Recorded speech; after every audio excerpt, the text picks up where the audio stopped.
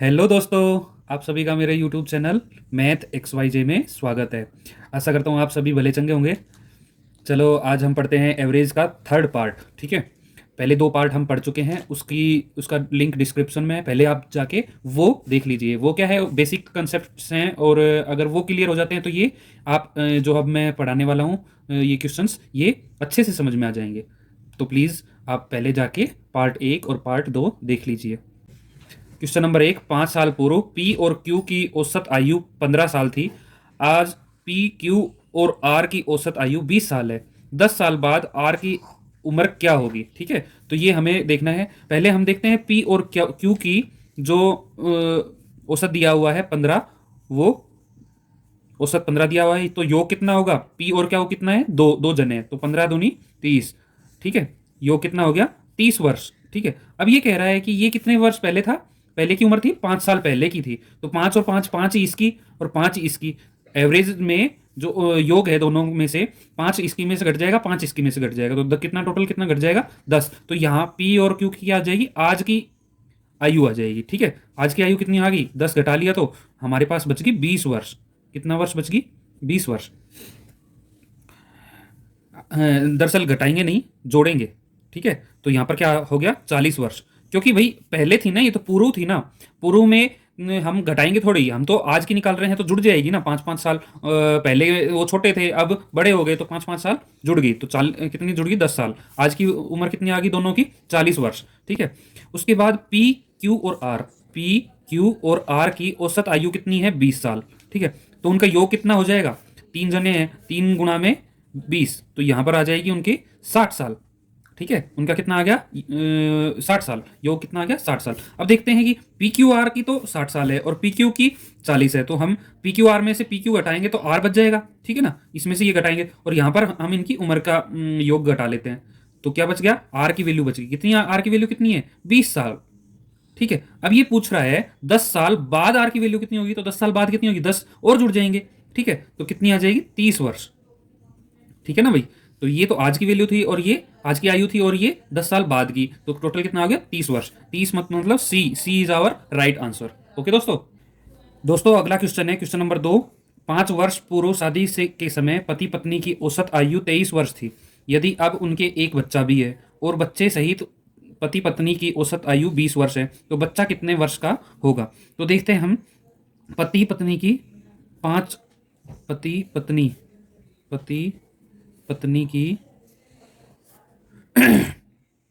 5 वर्ष पूर्व जो औसत दिया हुआ था, वो कितना औसत दिया हुआ था? 23। ठीक है, तो 23 वर्ष था, तो उनका योग कितना हो गया दोनों का? तो दो दो जने थे, तो 23 दूनी कितना हो गया? 23 दूनी 46 वर्ष हो गया। ठीक है, कितना हो गया दोस्तों? 46 वर्ष। ठीक है, उसके बाद क्या होता है, हम 5 वर्ष पूर्व की बात कर रहे हैं ना, तो 5 वर्ष बाद आज की बात कर रहे हैं, तो आज दोनों की उम्र कितनी हो जाएगी? दोनों की उम्र कितनी हो जाएगी? दोनों की उम्र आज 5 5 वर्ष दोनों में से घट जाएगा। ठीक है ना, तो टोटल कितना घट गया दोनों का? 10। तो यहाँ पर क्या होगी? 36। घट नहीं जाएगा, सॉरी, फिर हम घटा रहे हैं। पिछले क्वेश्चन में भी ऐसे ही गलती की थी, इसमें भी जुड़ जाएगा। ठीक है, तो कितना हो जाएगा? 56। कितना हो जाएगा भैया? 56 वर्ष। ठीक है, और यदि अब उनके एक बच्चा भी है और बच्चे सहित पति पत्नी की औसत आयु 20 वर्ष है, तो मतलब तीनों की कितनी हो गई? तीनों की कितनी औसत वर्ष दी हुई है? 20। तो टोटल कितनी हो जाएगी? 3 गुणा में 20 बराबर है 60। ठीक है, 60 वर्ष होगी। अब तीनों में से दोनों की घटा दे तो बच्चे की आ जाएगी ना, तो हम कह देंगे यहाँ पर बच्चे की आयु आयु क्या होगी? 60 में से 56 को जब घटाएंगे तो कितना बचेगा? 4 वर्ष। ठीक है, 60 में से जब 56 को घटाएंगे तो कितना बच गया? 4 वर्ष। तो बच्चे की उम्र कितनी आ गई यहाँ पर? 4 वर्ष। D is our right answer. Okay. तो दोस्तों अगला क्वेश्चन है, क्वेश्चन नंबर 3। दो संख्याओं ए और बी का औसत 20 है, बी सी का औसत 19 है, सी ए का औसत 21 है, तो बी का मान ज्ञात करना है। तो हम देखेंगे यहाँ से ए और बी का औसत दिया हुआ है, तो हम दोनों का योग निकाल लेते हैं। ठीक है, औसत दिया हुआ है 20, तो योग कितना हो गया? दो की जब हम 20 से गुणा करेंगे तो 40। ठीक है, अब यहाँ से हम इसी तरह बी और सी का निकाल लेते हैं, तो औसत दिया हुआ है 19, तो योग कितना हो गया? 38। ठीक है, और इसी तरह हम सी और ए का निकाल लेते हैं, तो ये कितना दिया गया है? 21। 2 गुणा में 21, 42। ठीक है, तो हम यहाँ से हम तीनों को यहाँ से जोड़ लेते हैं। तो यहाँ से हम हमारा आ गया A plus B plus B plus C plus A. ठीक है, ओके। और योग कितना आ गया, टोटल योग यहाँ से आ गया 120। हम तीनों को जोड़ेंगे ना इनको, योग को, तो 120। ठीक है, अब ये यहाँ से देखते हैं हम, यहाँ से कितने ए कितने हैं, 1 2 2 ए है। ठीक है, तो हम यहाँ से ए प्लस बी प्लस सी इंटू 2 लिख सकते हैं। ठीक है ना, हर एक 2 2 है ना, तो हमने 2 को बाहर लिख लिया। ठीक है, वो है 120। तो ए प्लस बी प्लस सी बराबर है 120 बटा में 2, तो कितना आ गया 60। अब यहाँ से तो 60 किसका मान आ गया, ए प्लस बी प्लस सी का, है ना। यहां से हम देखते हैं हमें बी का मान चाहिए ओनली, तो क्यों ना हम ए और सी का जो ये मान दिया हुआ है 42, ये इस पूरे में से घटा दें। ठीक है, इसमें से ए बी सी में से सी ए घटा देते हैं। तो यहां पर क्या बच गया, ए प्लस बी प्लस सी में से घटा देते हैं हम सी, ए घटा देते हैं। ठीक है, ये घटा देते हैं, ओके, इसमें से ये घटा देते हैं। तो यहाँ से हमें क्या मिल गया, बी, ओनली बी का मान मिल गया। ठीक है, तो यहाँ से 60, और 60 में से हमने क्या घटाया, 42। ठीक है, तो बी 42 घटा देंगे तो कितना बच जाएगा, 18। कितना बच जाएगा, बी का मान क्या आ गया, 18। 18 मतलब D is our right answer. Okay, एक बार फिर से देख लेते हैं। कुछ नहीं किया हमने, सिर्फ ए और बी का, बी और सी का, और सी और ए का हमने क्या निकाला है, योग निकाला है। औसत दिया हुआ था, योग निकाल लिया। अब हम इनको सबको जोड़ लेते हैं। जोड़ा तो कितना आया, 120। और ये क्या हो गए, ये इधर हो गए जोड़ने पे डबल डबल। ठीक है, और डबल हो गए तो हम इनको सिंगल कर लेते हैं। सिंगल में से हम सी ए का, तो हमें बी चाहिए ना ओनली, तो बी को छोड़ के सी और ए और सी का मान घटा लेते हैं। ठीक है, तो जो कि हमें बी मिल जाएगा। तो 60 आया था, 60 में से 42 जो सी ए का मान था वो हमने घटा लिया, बचा 18। That's is the answer. दोस्तों अगला क्वेश्चन है, क्वेश्चन नंबर 4। 25 संख्याओं का औसत 15 है, प्रथम 12 संख्याओं का औसत 14 है तथा अंतिम 12 संख्याओं का औसत 17 है, तो 13वीं संख्या ज्ञात कीजिए। ये एक अलग कंसेप्ट का क्वेश्चन है, तो इसको हम सोल्व करेंगे। पहले तो हम कंसेप्ट समझ लेते हैं, क्या है ये, क्या क्वेश्चन में क्या कहने की कोशिश कर रहा है। भाई एक से लेके कोई 25 संख्याएं, एक से नहीं, कोई 25 संख्याएं हैं। ठीक है, ये है 25 संख्याएं, 25 संख्याओं का औसत दे रखा है, तो हम क्या निकाल लेंगे, योग निकाल लेंगे। ठीक है, अब वो कह रहा है कि 1 से लेके 12 तक की संख्याएं है ना, उनका प्रथम जो पहले की जो 12 संख्याएं हैं उनका औसत दे रखा है। एक 13वीं कोई संख्या है। ठीक है, ये क्या है, 13वीं संख्या है। ठीक है, और उसके अंतिम 12 संख्याओं का औसत दे रखा है 17। ठीक है, तो वो पूछ रहा है 13वीं संख्या क्या होगी। तो हम क्यों ना ऐसा करें कि इनका 25 संख्याओं का योग निकाल ले, और इन 12 संख्याओं का योग निकाल ले, इन 12 संख्याओं का योग निकाल ले, और 25 में से इन दोनों को जोड़ के घटा दे, तो 13वीं संख्या नहीं बच जाएगी अपने पास। ठीक है ना, हम इन दोनों को जोड़ प्लस करेंगे, और इन दोनों का जो प्लस आएगा ये किस में से, 25 में से घटा लेंगे, तो हमारे पास 13वीं संख्या नहीं बच जाएगी, जो संख्या पूछी है वो नहीं बच जाएगी। तो ये कंसेप्ट है। इसी तरह से हम इस कंसेप्ट के सारे क्वेश्चन सोल्व करेंगे। तो चलो हम देख लेते हैं। 25 संख्याओं का औसत कितना दिया हुआ है, 18। ठीक है, तो 18 गुणा में 25, 25 आठे 200, 25 एकम 25, और 25 आठे 200, 25 एकम 25 और 20 45। ठीक है, ये आ गया अपने पास 450।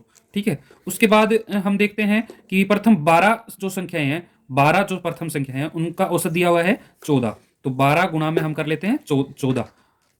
तो 12 चौक 48, 12 एकम 12 और 4 16, ये कितना आ गई, 168। अब अंतिम जो 4 है, सॉरी अंतिम जो 12 है उनकी औसत दिया हुआ है 17। तो 12 गुणा में 17, तो 12 साते 84, और 12 एकम 12 और 8 20। ठीक है, ये दोनों हमने निकाल ली। तो इन दोनों को हम जोड़ के, और ये जो जोड़ आएगा ये क्या कर लेते हैं, इसमें से घटा लेते हैं। तो हम इन दोनों को जोड़ेंगे तो 8 और 4 12, 6 और 1 7, 3 और 1 सॉरी 3। ठीक है, अभी ये जो आया है ये हम इसमें से घटा लेते हैं। ठीक है ना, तो हमारे पास क्या बच जाएगी, 13वीं जो संख्या है ना वो बच जाएगी। तो 50 में से, सॉरी 10 में से 2 गया 8, यहाँ से 4 बचे, 4 में से 14 में से 7 गए तो 7, और यहाँ पर बचा 1 3, तो 3 में से 3 गए तो 0। तो अपने पास क्या आ गई 13वीं संख्या 78। तो कहीं पर है 78, B is our right answer. Okay दोस्तों, इस तरह के सारे क्वेश्चन हम इसी कंसेप्ट से सोल्व करेंगे।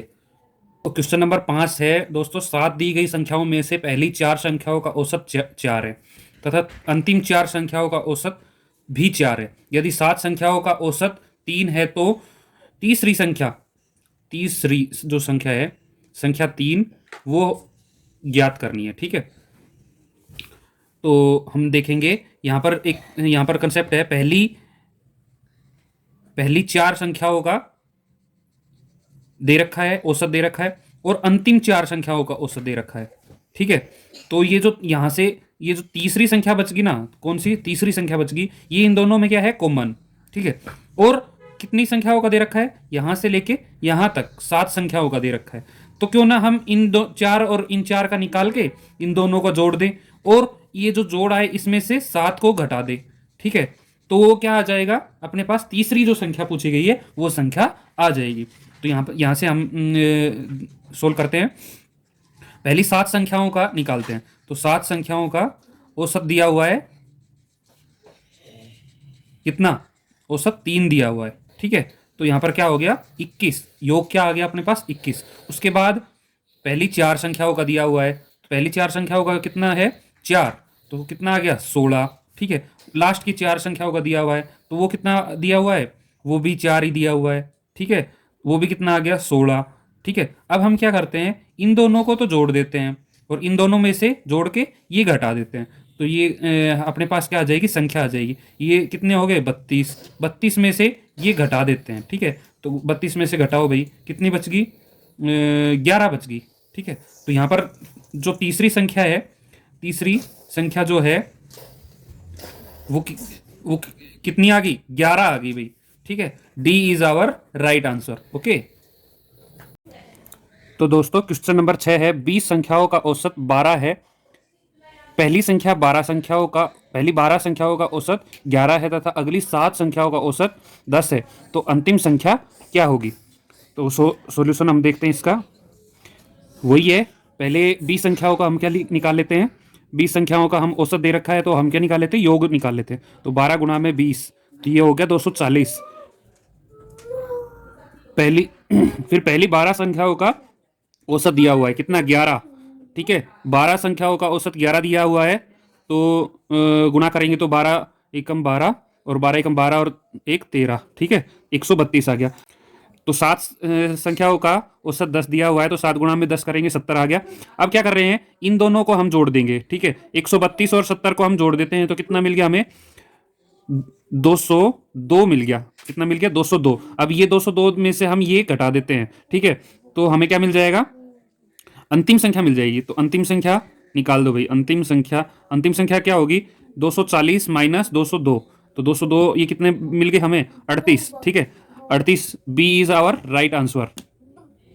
तो फ्रेंड्स अगला क्वेश्चन है, क्वेश्चन नंबर 7। एक कक्षा में 50 छात्र हैं, 40 केजी वजन वाला एक छात्र चला जाता है तथा नया छात्र उसी समय आ जाता है। यदि औसत वजन 100 ग्राम बढ़ जाए तो नए छात्र का वजन क्या होगा।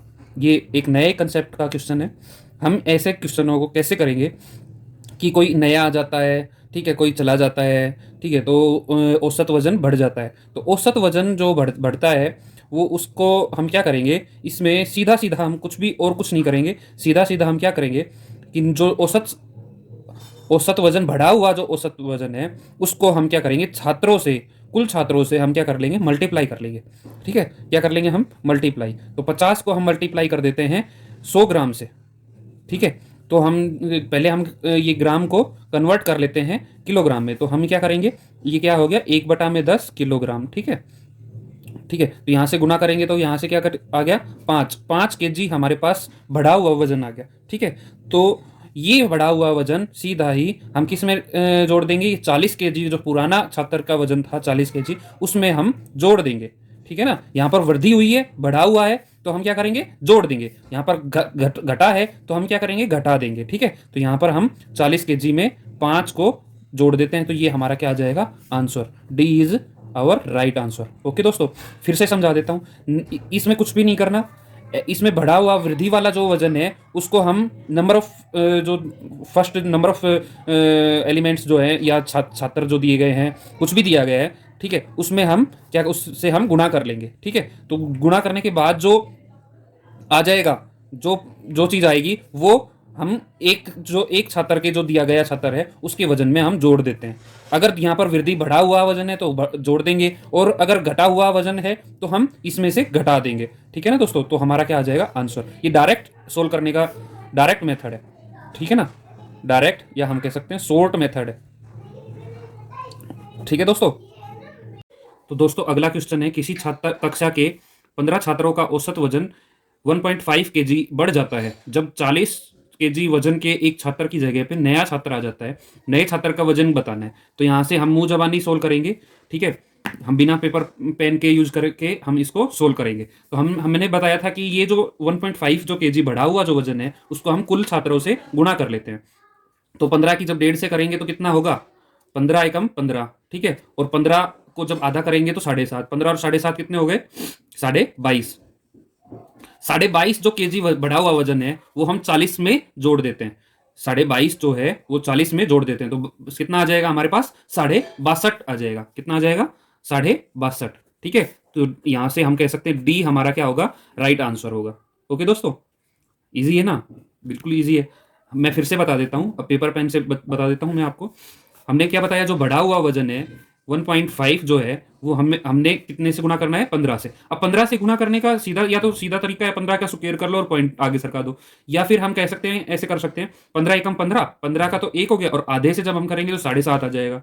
तो 15 और 7.5 22.5। ठीक है, इतना केजी वजन हमें मिल गया। इसको हम क्या करते हैं, जोड़ देते हैं पहले वाले छात्र के साथ, जो चला गया उस वाले छात्र के वजन के साथ जोड़ देते हैं। तो हमें कितना मिल गया, यहाँ से 62.5 केजी वजन मिल गया, जो कि राइट आंसर है। D is right answer. तो दोस्तों आज की वीडियो हम यहीं समाप्त करते हैं। प्लीज़ हमें लाइक शेयर एंड कमेंट कीजिए, सब्सक्राइब भी कीजिएगा। आप अपने चैनल, आपका खुद का चैनल है maths XYZ। Thank you, bye.